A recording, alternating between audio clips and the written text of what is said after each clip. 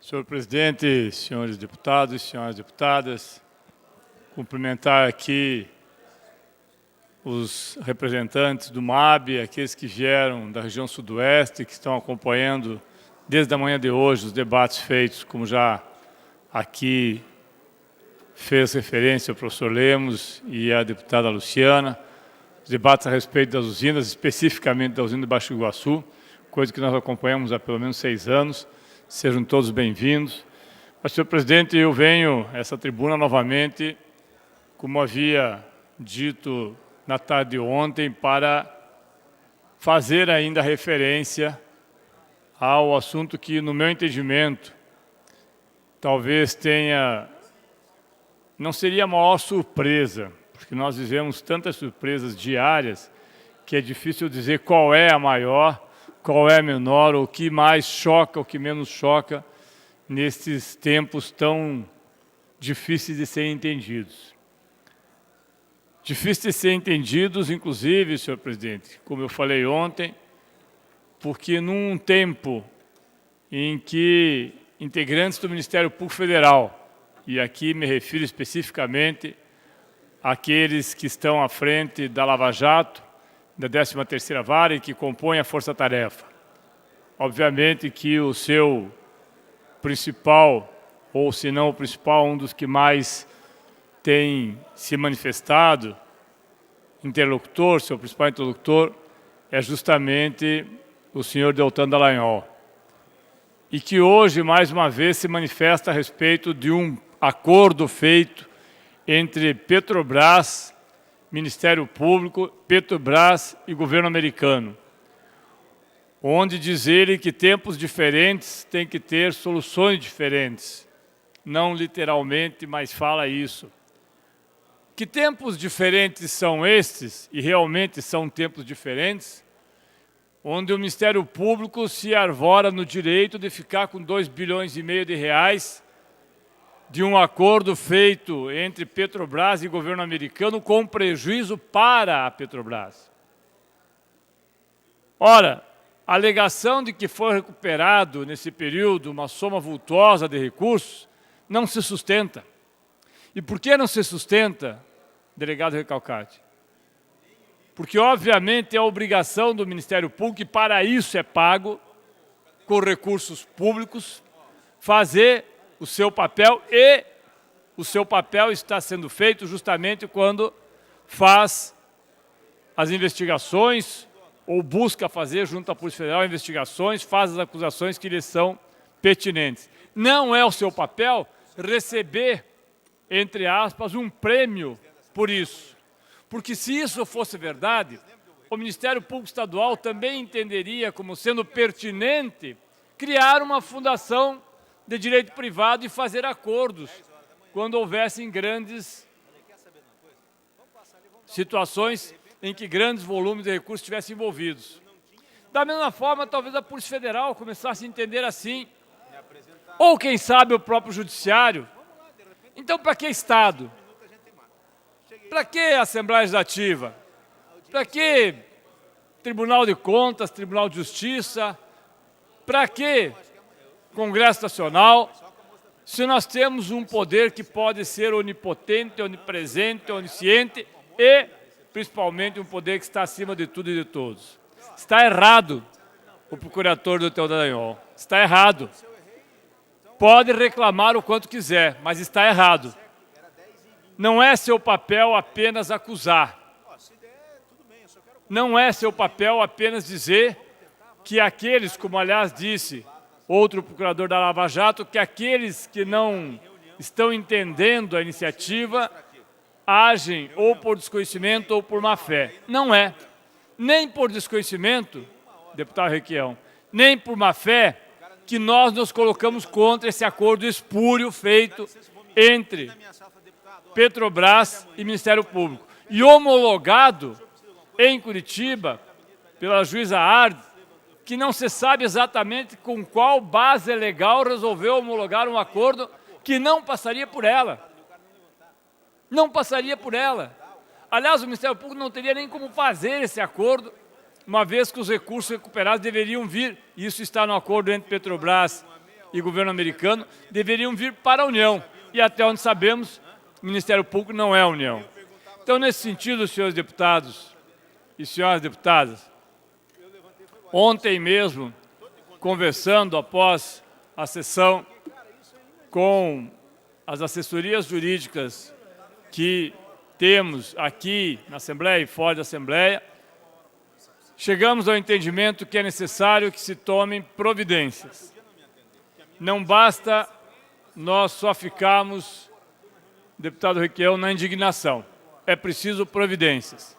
E estas providências nós estaremos encaminhando aquela que nós entendemos ser a melhor nesse caso, mas estaremos encaminhando nas próximas horas com relação ao acordo Petrobras Força Tarefa Lava Jato ou Petrobras Ministério Público, até porque a Força Tarefa é um nome que, na prática, é um grupo de várias pessoas em torno de um processo, mas que não tem personalidade jurídica.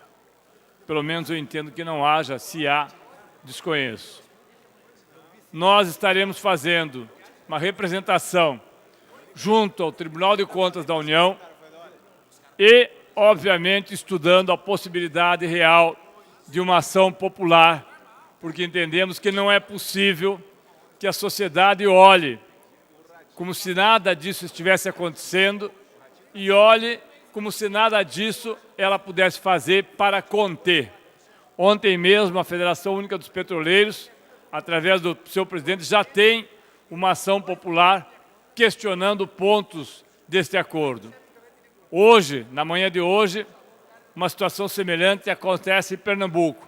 Eu não sei no Paraná se a Ordem dos Advogados do Brasil, a subseção Paraná, irá tomar alguma iniciativa. Não sei. Até porque, muitas vezes, eu vi coisas que achei que a Ordem, sempre tão diligente, iria tomar iniciativas e não tomou. Mas isso, obviamente, é uma decisão interna da Ordem. Mas faço aqui um apelo. Faço aqui um apelo para que a Ordem, a OAB, possa se manifestar. É importante que a OAB se manifeste, senhor presidente. É importante que os demais poderes se manifestem. Hoje eu falava com alguns deputados aqui e me dizia surpreso, deputado Homero, falei com Vossa Excelência ontem, inclusive, me dizia surpreso pela passividade da maioria da sociedade. A passividade quase que de uma forma a entender que não pode fazer absolutamente nada, a não ser aplaudir ou reclamar. Não, pode sim. Pode e deve. Nós não vamos repetir aqui situações que já vivemos e que depois, por deixarmos, até pela omissão, que acontecessem, mais tarde vimos que nós pagamos um preço muito alto por elas. Lembro aqui, deputado Requião, o que ocorreu e que foi talvez o início de todo um processo que infelizmente depois teve desdobramentos trágicos, mas o que ocorreu na França em 1898, quando Émile Zola escreve o seu artigo mais famoso, mais conhecido, deputado Homero, Eu Acuso, ao jornal Aurora, quando ele acusava aquele que era de fato o traidor da França, de ser aquele que vendia segredos aos alemães e que tinha sido absolvido e colocou Dreyfus, que estava condenado, Dreyfus como sendo a pessoa responsável pelas traições. Dreyfus, naquele momento, condenado à prisão perpétua e os tribunais da França, extremamente, não diria acovardados, mas extremamente pressionados pela sociedade francesa a não tomarem nenhuma atitude. Justamente não tomarem nenhuma atitude, porque, como diz Émile Zola, iriam beneficiar diretamente Dreyfus, com a revisão da prisão perpétua e a possibilidade que saísse Dreyfus daqui da Guiana. Posteriormente, o que se viu, inclusive a este artigo, foi todo um processo de reversão, não só da pena de prisão perpétua a Dreyfus, como toda uma revisão das leis dentro da França. Nós estamos vivendo um momento muito semelhante. A inatacável, inabalável, a quase, como eu diria, simbólica, inatingível Lava Jato e a Força Tarefa produz, nesse momento, algo que nós temos sim que contestar. E eu repito o que falei ontem. A Lava Jato começou sob os auspícios de fazer investigações e foi apoiada por todos os deputados dessa casa. Todos, sem exceção. Os promotores da Força Tarefa, que saíram como os intocáveis na primeira página da Folha de São Paulo, tiveram apoio de todos os deputados dessa casa. E, infelizmente, 5 anos atrás, a partir do dia 17 de março de 2014, infelizmente, a vaidade, muitas vezes, parece que cega completamente. E por vaidade se cometem, muitas vezes, situações que em outros momentos talvez não fossem possíveis.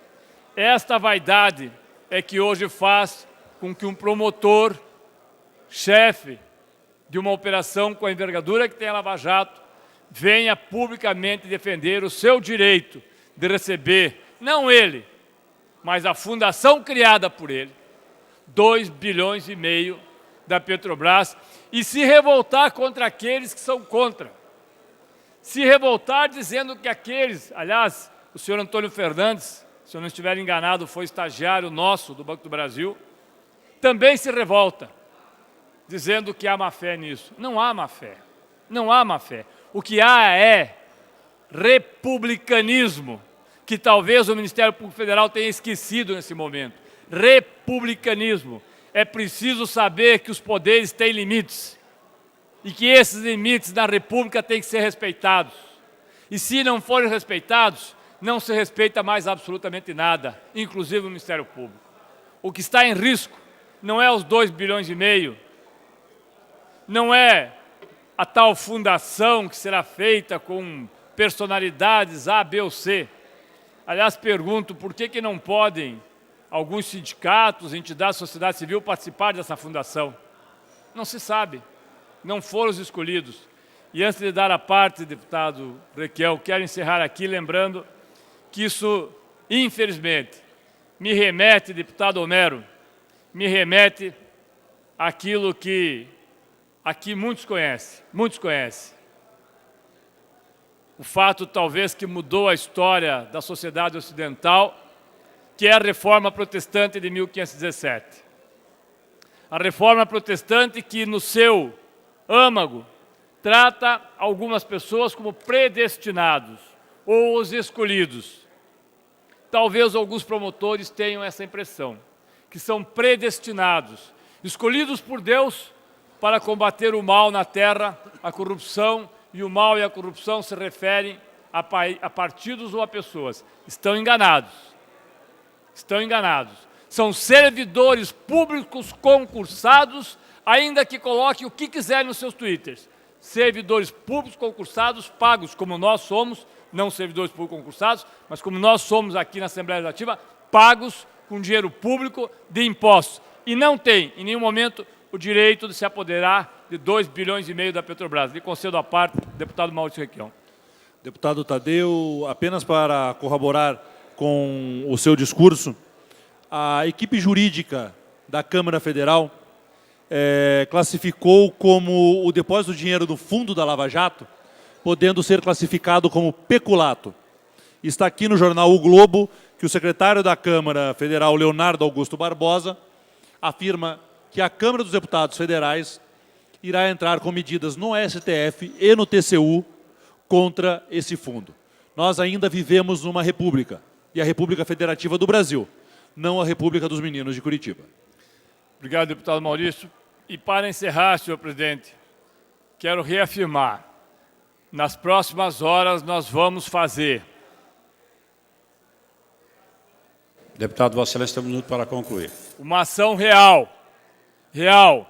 Ou entraremos com uma ação popular, ou faremos representação do Tribunal de Contas da União mas esperamos que isso também aconteça com a Ordem dos Advogados do Brasil, subseção Paraná, onde estará a sede desta malfadada fundação.